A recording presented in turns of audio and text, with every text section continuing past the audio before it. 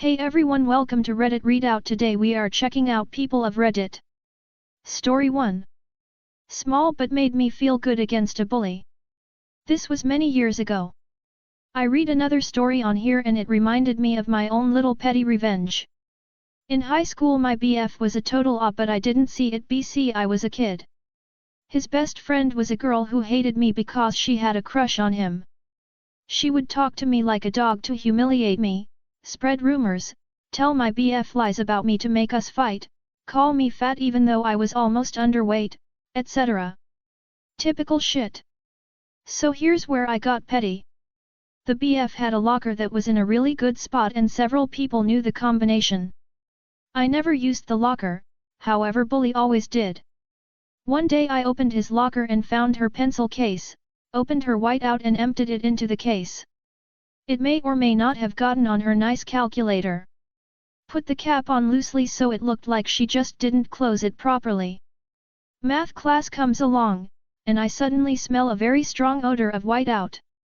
Hearing her quietly say, "Does anyone have a pencil?" gave me so much joy. I know it's not much, but it gave me some power. Story 2. Sleeping a dog park. It's 6 a.m. in the one of the biggest dog parks in the city. In New Zealand. In the car park is a vehicle there already, almost never happens. But it has the windshield smashed on one side, probably still drivable. The side windows were covered from the inside with random stuff, t-shirt, towel, bag, etc. Though I didn't notice that at first. I had a closer look as I passed thinking it might be stolen or dumped. Maybe I should report it. From inside someone yells, "Fuck off, cunt." Obviously someone had parked there last night to sleep. Lots of possible reasons, not really important to me. As I started walking I got more annoyed. I wasn't being rude, doing anything wrong. They could have yelled "sleeping in here" or any number of non-abusive things to say "leave me alone."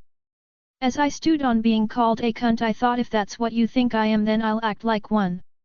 My dog is a hunt away. That's a farming breed used to moving livestock by barking. They're hard to train to be quiet. Especially when they are excited. Like chasing a frisbee. So back to the car park we went.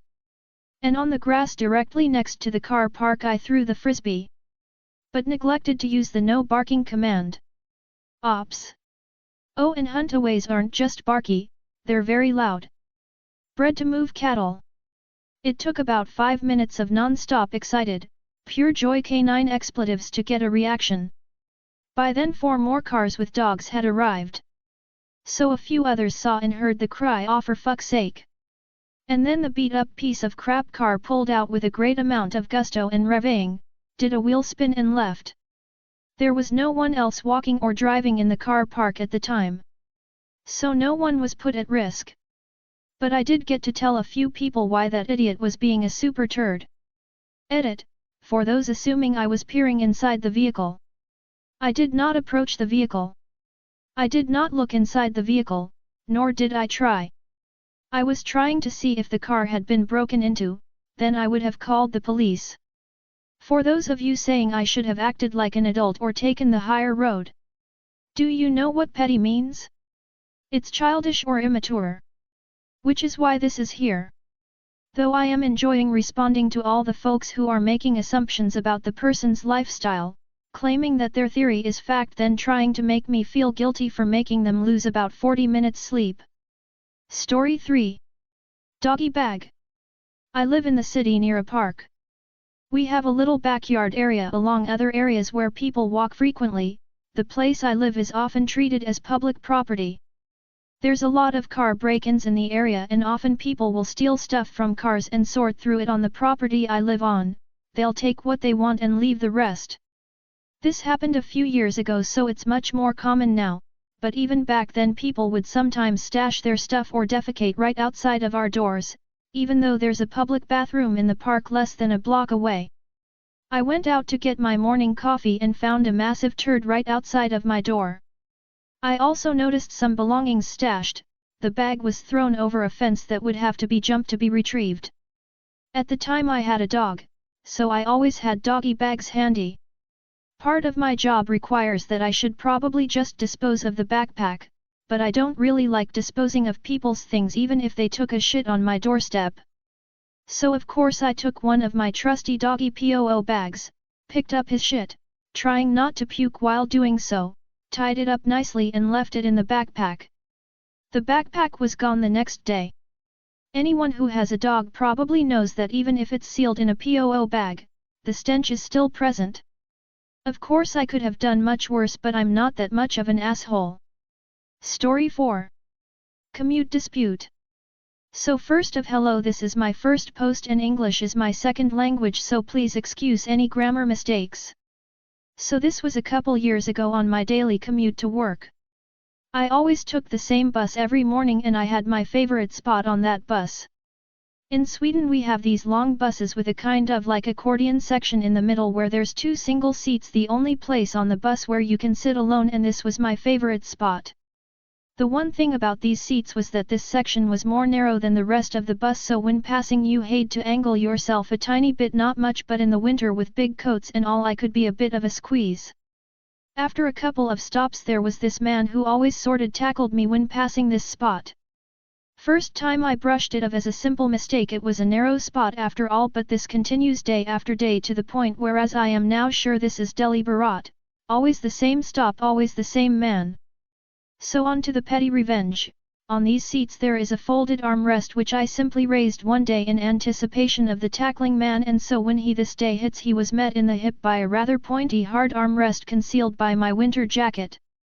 The man kinda fed in pain and continued back in the bus, and after that day he stopped. I was quite pleased with myself.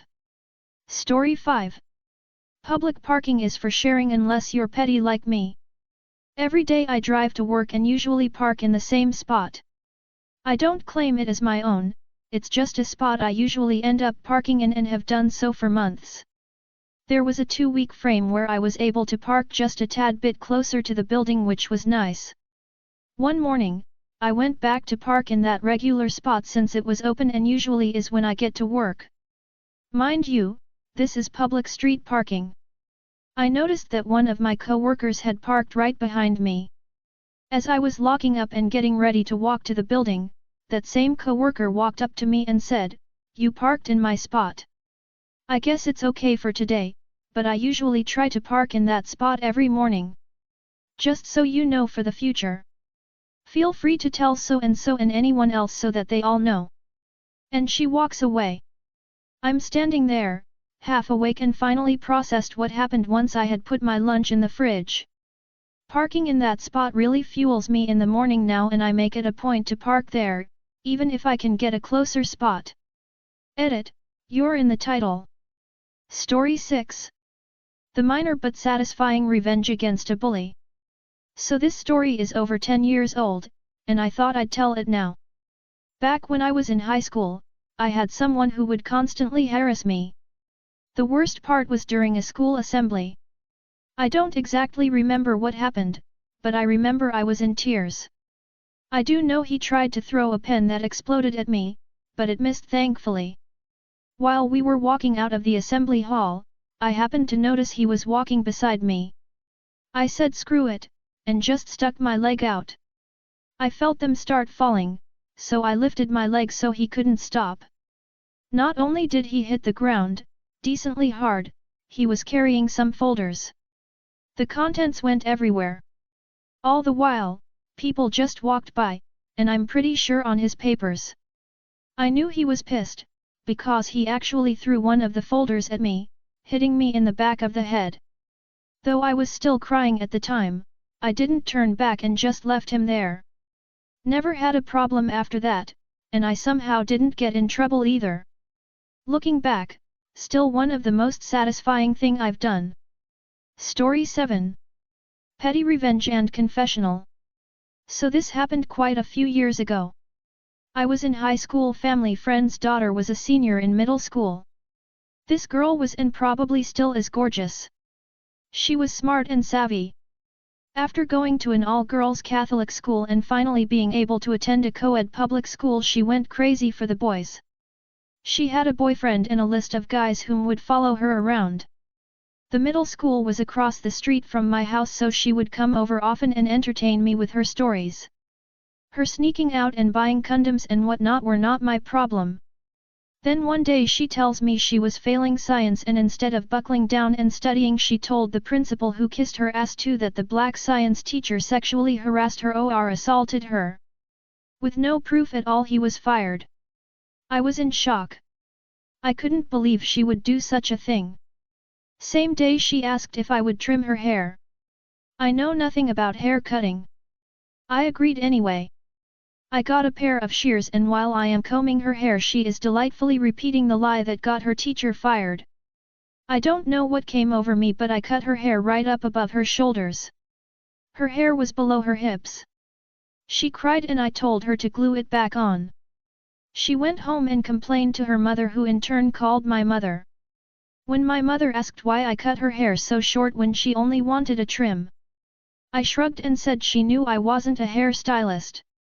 I hate the fact that I didn't do anything at the time. I still think about it till this day. Instead of being petty, I should have at least tried to right her wrong. Now I feel even worse after writing it all down. Story 8. My father keeps hanging up the phone while I'm still talking, so I decided not to call him back, and that's why his house lost electricity for a while. I just read a post about someone's dad who never hangs up the phone himself. My dad's the exact opposite, and it reminded me of an incident that happened a few weeks ago. My dad disconnects the call once he's gotten what he wants out of it. No goodbye, no I'm hanging up now, no anything else. It drives me batshit crazy. I take care of the utilities at his house, i.e. I pay his electric and phone bills. A few weeks ago, it was time to pay the electricity bill, but I was having bank issues and the payment wasn't going through. I called him to let him know this issue and to ask if he would mind paying the bill himself this time, as it was the last day for payment. I am not exaggerating when I say I had to call him 6 times to get just this one point across, because he kept hanging up thinking I was done speaking. I almost threw my phone at the wall, it was so frustrating. I think all he got from my call was, "Today is the last day to pay the bill." And he assumed that I was calling to tell him that I had paid it. I was so frustrated at that point that I didn't call back. If he doesn't want to listen to what I have to say, he may as well bear the consequences of it. 2 weeks later, the electricity connection to his house got disconnected. He called me up shouting about unpaid bills. I calmly told him that I had called him about it, and since he kept disconnecting the numerous calls I placed, I assumed he had it handled. Anyways, it's almost festival season in my country and I'm so busy that I won't be able to sort out his issues for at least another 2 weeks. He's going to have to figure it out himself. Have fun taking multiple trips to the government-run electricity board office, Dad. Edit, to clarify a few things and to stop hateful DMS. My culture is Indian. The festival season I spoke of is Diwali. I own a small business which is in high demand during Diwali, and I'm going to be working 10+ hours a day for the next 14 days. Weekends included. I am not off partying in music festivals as many of you seem to think. I did not text him because he does not read texts. If he gets a text, he will call that person. And then hang up on them too. It's true that 2 weeks is not enough time for anyone to cut off electricity. But my dad's connection was already on notice due to late payments for more than a year, and he already had the connection disconnected once. It's why I had taken over the payments since the past 3 months. I did not leave my dad with no electricity for 2 weeks, because he did go to the office and electricity will be restored by tomorrow. About my dad being an asshole or people saying I need to go NC with him and calling me a doormat, yes. The Indian culture demands a certain level of respect for your elders. But it's not all-encompassing. My respect for my dad stems from my generally good relationship with him. There's 1 or 2 things that he's really bad at. That does not mean he's an entirely bad person. I showcased one of his bad qualities in this post, but he has numerous good qualities as well. I pay his bills because I want to, not because he needs me to or he asked me for help. He's perfectly capable of it financially. No person is perfect, but I try not to make a habit of vilifying anyone for a few flaws, especially not my own dad, who is probably very proud to have me as his daughter. I will take him to visit a doctor in 2 weeks' time to check for neurological diseases like dementia. Thanks for the tip. I am not suicidal by any means. Please stop reporting me to Reddit Cares. Thank you. That's all for today. Please don't forget to like and subscribe.